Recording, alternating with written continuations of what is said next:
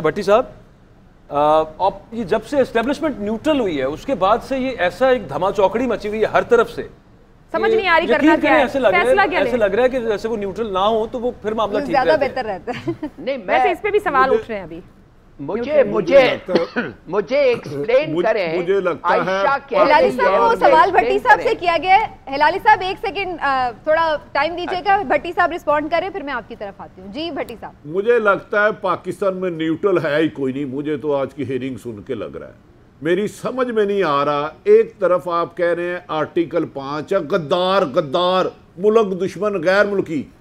अगर आप उसको नॉन इनवाइट करते हैं, उन बंदों को सजा नहीं देते, कल वो आपके वजीर आज़म बन के आ जाते हैं, तो क्या आप ये फख्र से कहेंगे हमारा वजीर आज़म आर्टिकल 5 का मुल्ज़म है, गैर मुल्की आलाकार है? दूसरा, मेरी समझ में नहीं आता ये कैसे कहते हैं कि हमने उसके बाद देखना है। एक तो कौमी असम्बली है, चारों असम्बलियाँ भी हैं, क्या उसके फिर वक्त पे होंगे इलेक्शन? ये बहुत संजीदा इल्ज़ामात है। आज आप कौमी असम्बली में 3 महीने के कह देते हैं तो चारों असम्बलियाँ कायम रहती हैं, उसके फिर बाद में इलेक्शन होंगे। सिलेक्शन कमीशन इलेक्शन कमीशन तो वैसे मियाँ साहब पे बड़ा मेहरबान है। ये तो इमरान खान साहब को सियासत करनी नहीं आती। इस वक्त नवाज शरीफ की हुकूमत होती तो आज सुप्रीम कोर्ट पे हमला हो चुका होता। हिस्ट्री ये है कि आपने सुप्रीम कोर्ट पे हमला करने वालों को माफ़ किया, आपने डिक्टेटरों को लाने वालों को माफ़ किया, आपने डिक्टेटरों को आइन तोड़ने पर माफ़ किया, आपने असम्बली में कहा ये वर्दी पहन के 5 दफ़ा वज़ीर आज़म बनाऊंगा। आपने यही किया, हमेशा कंप्रोमाइज़ किया। नहीं कंप्रोमाइज़ हुआ तो गरीब के बुनियादी हकूक़ पर नहीं हुआ कि उसको तालीम मिले, उसको सेहत मिले, रोज़ मिले। ये अदालतों के सामने पता नहीं कौन सी अवाम है। और भाई एक जब फांसी की सज़ा देते हैं तो वो भी औरत जिसको देते हो उसकी औरत बीवी भी बेवा हो जाती है, उसके बच्चे भी यतीम हो जाते हैं, फिर वो क्यों देते हो? क्योंकि उसने कत्ल किया होता है। इधर मेरी नज़र में आर्टिकल 5 के लिए सुप्रीम जुडिशल काउंसिल बनना चाहिए इन एवरी कंडीशन, वरना हम अपने वाली नस्ल को कहेंगे ये हमारा जो वज़ीर आज़म है ना, पुराने वज़ीर आज़म ने इसको मुल्क दुश्मन करार दिया था, गद्दार दिया था। अगर गद्दारों के साथ हुकूमतें करनी है तो करते रहे, या उसको झूठा साबित करें उस बयान को, लेकिन उसका जुडिशल कमीशन बनाए। इसका ये कोई हल नहीं है जो ये करने जा रहे हैं। इससे ना नून लीग अपोजिशन मुतमिन होगी। अब कल रात दरअसल वैसे ये तो पार्लियामेंट्री रूट यहाँ पे उन्होंने अपनाया को भी धमकी दी। अब ये थोड़ा सा पार्लियामेंट्री रूट अपनाया, लेकिन ये मामला तो वैसे तो बहुत पुराना चल रहा है। ये तो सिर्फ अब थोड़ा सा ये फॉर्मल हो गया, वरना यहूदी एजेंट कौन है यहाँ पर? नहीं, लेकिन इल्जाम तो वही है सारा का सारा। नहीं बाजवा साहब, अकबर साहब ये कौमी असम्बली में स्पीकर ने रूलिंग दी है, अकबर ने। भट्टी साहब ये तो फिर बल्कि चले, भट्टी साहब ये बताइए, आप भी कुछ उस वक्त इंक्लूड करना चाह रहे थे रिमार्क्स में, लेकिन लग यही रहा है आप इमरान साहब की बात से इत्तेफाक करेंगे कि कोई एतमाद में लेकर बाहिमी मुशावरत का सिलसिला जो है वो कोर्ट अब एक जरगे में तब्दील हो गई है कि कुछ तस्फिया हो जाए मामले का। हरगिज इमरान साहब से नहीं करूंगा। अच्छा। हरगिज नहीं। इस शहर संग दिल को जला देना चाहिए, फिर इसकी राख को भी उड़ा देना चाहिए। जहां इंसाफ चेहरे देख के किया जाए, जहां हकायक को मसक कर दिया जाए। आप एक मुल्ज़म जिस पे 10 केस चल रहे हैं, शहबाज शरीफ को बुला के पूछ रहे हैं, जिस पर डिप्टी स्पीकर, तमाम वजीर और साबिक वजीर आज़म कह रहे हैं गैर मुल्की एजेंडे पर साजिश कर रहा है, और उसको कह रहा है तुम्हारा दिल बड़ा है। और जिस वजीर ने लॉ मिनिस्टर ने साहब का फवाद चौधरी ने बुलाया, उसको बुला के ये नहीं पूछ रहे किस सबूत पर आप इनको कह रहे हैं। भाई 6 हफ्ते नहीं 6 साल भी लगे तो पहले ये फैसला होना चाहिए ये गद्दार है कि नहीं है। अमेरिका इस मुल्क में मनपसंद तरीके से रजीम चेंज करना चाह रहा है कि नहीं चाह रहा, पैसे लगा रहा है कि नहीं लगा रहा। आज इस हुकूमत को छोड़ देते आप इन मुल्ज़मान को। मैं नहीं ये इल्ज़ाम लगा रहा, आर्टिकल 5 का समीना याद रखे, ये वज़ीर आज़म इमरान खान साहब, फवाद चौधरी सब स्पीकर और पूरी PTI लगा रही है। आज छोड़ देते हैं, कल को फिर कोई और मुल्क पैसे लेके इनसे मिलके हुकूमत गिरा देता है, तो फिर ये मुल्क में तो रोज़ाना हुकूमत ना हो गई, फुटबॉल हो गई, किक मारो, दूसरी तरफ गिर जाए अमेरिका किक मारे तो एक दर गिर जाए सऊदी अरब किक मारे तो आपका मुल्ज़म नवाज शरीफ जाती उम्रा से चले जाए जहाज़ में बैठ के। आगे ही आपने मुजरमों को इतनी सहूलतें दी हुई हैं इस मुल्क में कि इंसाफ बेचारा लावारस होके तलाशे गुमशुदा हो चुका है। अब और कर लो, इंसाफ के साथ करना जो करना तो कर लो, फिर अब क्या हो सकता है? ताकतवर हल्के हैं भाई, इन्हें कौन पूछ सकता। हिलाली अपना भट्टी साहब, एक सवाल मैं आपसे पूछना चाहूँगा।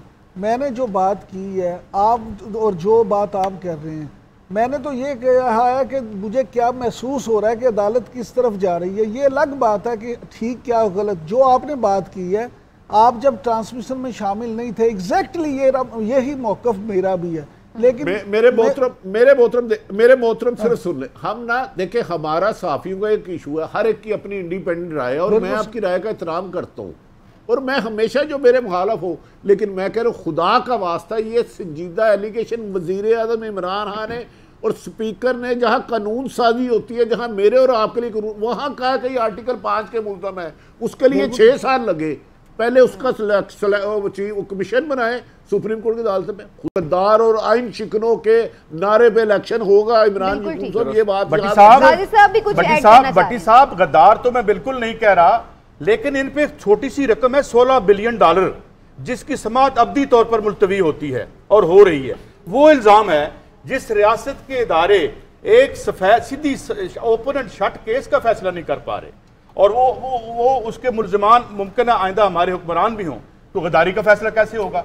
पहले हम कहते हैं गद्दारी को गोली मारें, इसकी आज सुबह शाम इसकी कराएं अपना समाअत, सिर्फ हमें बता दें कि ये झूठा इल्जाम है या सच्चा इल्जाम है, मेरे ख्याल में सारा बुरान खत्म हो जाए। मेरा तो ख्याल है या फिर एक दफा ऐसा ही कानून बना दें कि सियासतदानों पर कभी भी कोई इल्जाम साबित नहीं हो सकता, लिहाजा उनके केसेस मसला ही खत्म हो जाए। एक और भी केस कर ले, जैसे यहाँ पे बिलावल भुट्टो अभी रोस्ट्रम पे मौजूद हैं, वो जरा एक नाज़रीन को यहाँ पे बता दें कि उन्होंने ये कहा है कि अपने लिए हुकूमत बनाना हमारी तरजीह नहीं है और डिप्टी स्पीकर की रूलिंग को उन्होंने कहा कि गैर आईनी है और साथ उन्होंने ये बता दिया है कि आगे का उनका लाएअमल क्या। उन्होंने कहा कि हुकूमत बना के इंतखाबी इस्लाहात करना चाहते हैं और इस पर चीफ जस्टिस ने यह पूछा कि क्या आपने कोई इंतखाबी इस्लाहात टेबल की थी इससे पहले क्या?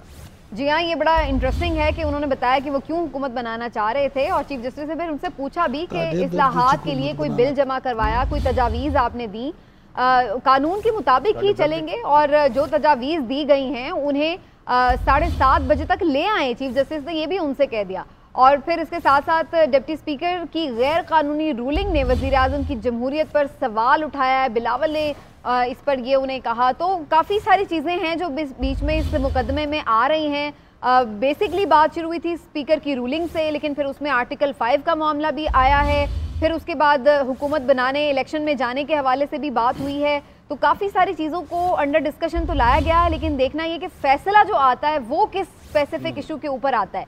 लेकिन हमारे यहाँ पर जो पैनल में सब मौजूद है उनका ये कहना है कि ज़फ़र इलाही साहब की बात मेरा ख्याल सुन ली है चीफ जस्टिस साहब ने। ज़फ़र इलाही साहब लगता है आपकी बात सुन ली है। उन्होंने कहा है कि आप जो करना चाहते हैं चेंजेस, जो इस्लाहात लेके आना चाहते हैं, वो तजावीज़ क्या है वो आप 7:30 बजे तक लेके तो आए, जरा हम भी देखें। अच्छा, तो अगर उसके अंदर ये शामिल हुआ कि नैब खत्म करना चाह रहे हैं हम, या फिर हम इमरान खान के खिलाफ कोई कार्रवाई करना चाह रहे हैं, गिरफ्तारियां करना चाह रहे हैं, स्पेसिफिकली तो उन्होंने इंतखाबी इस्लाहात की बात की है बिलावल भुट्टो ने। इंतखाबी इस्लाहात वो कह रहे हैं कि हम करना चाह रहे हैं, नैब वाले भी है ना, सारा कुछ वो तो है, लेकिन अभी उन्होंने वहां पे जो कोर्ट में बात की इंडेमनिटी दे दी जाए कि 2-4 अरब से ऊपर अगर कोई करता है करप्शन तो वैसे कानून बना दो, वैसे फड़े तो जाता कोई नहीं, यहाँ पकड़ तो सकते नहीं है। नहीं सर, मैं तो ये लड़ाई बंद हो जाए। नहीं, फ्लोर क्रॉसिंग पे भी इंडेमनिटी दे दे, हर चीज पे गद्दारी पे भी दे दे, जालसाजी को जो है वो या सुमीना आप इजाजत दे बात करने की। जी ये भट्टी साहब, आपको इजाजत की क्या जरूरत है, आप कूद पड़े। अच्छा सुमीना, तमाम पैनल से मेरी ये गुजारिश है, वजीर आसिफ अली जरदारी 2018 में सदर पाकिस्तान थे,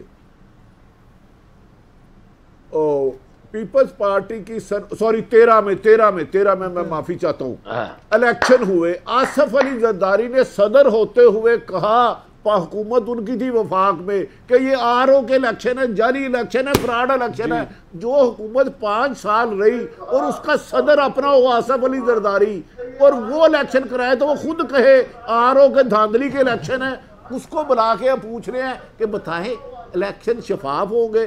फिर तो मैंने कहा ना, अल्लाह ही हाफिज है, अल्लाह ही हाफिज है। काजी साहब और मलक साहब से पूछे, 13 में आसिफ अली जरदारी सदर थे, वफाकी वजीर आज़म उनके थे और खुद वो इलेक्शन हुए हैं, तो वो कह रहे हैं ये इलेक्शन आरओ के इलेक्शन है, धांधली ज़्यादा इलेक्शन है। कौन सा एक इलेक्शन हुआ है जिसमें हारने वाले ने कहा ये इलेक्शन शफाफ है?